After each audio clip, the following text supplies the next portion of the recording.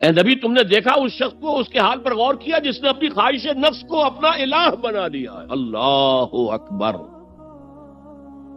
الہ، لا الہ الا اللہ، کلمہ توحید کا مرکزی لفظ یہاں آ رہا ہے، من اتخذ الہہ ہواہ، جس نے اپنی خواہش نفس کو اپنا معبود بنا لیا، الہ بنا لیا۔ افانت تکون علیہ وکیلا، کیا آپ ایسے شخص کی کوئی ذمہ داری لے سکتے ہیں؟ سود حرام ہوا کرے جی، حرام ورام، ہمارا دھندا جو ہے وہ آگے بڑھ نہیں سکتا، تو اللہ کے حکم کو پیچھے ڈالا، نفس کے تقاضے کو آگے رکھا۔ کون معبود ہے آپ کا؟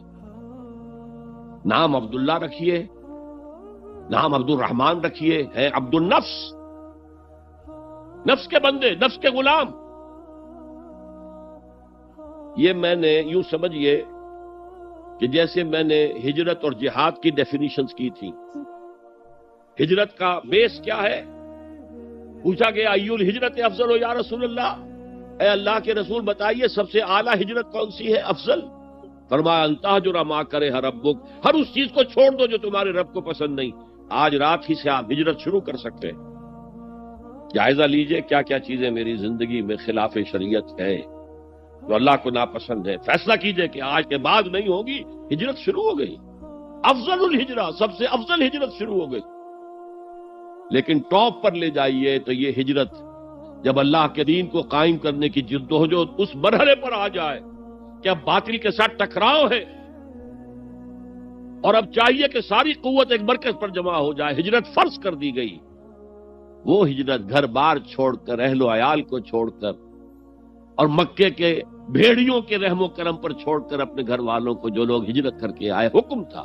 ہجرت مدینہ فرض تھی، ہجرت حبشہ فرض نہیں تھی، صرف اجازت تھی کہ جن سے سختیاں نہیں جھیلی جا رہی مزید وہ چلے جائیں۔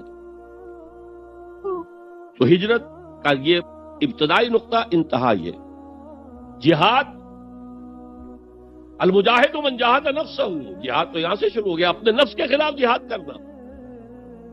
صبح نفس نے کہا ابھی سو جاؤ، آپ نے نفس کی بات کو رد کیا، اپنا کمبل اٹھا کے پھینکا، اٹھے، وضو کیا، نماز کے لیے آپ مسجد چل دیے، آپ نے جہاد کیا نفس کے خلاف۔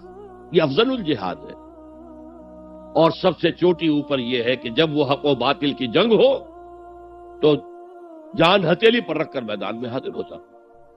اسی طرح یہ جو شرک فی الاطاعت ہے، میں نے آپ کو اس کی ابتدا بھی بتا دی انفرادی سطح پر۔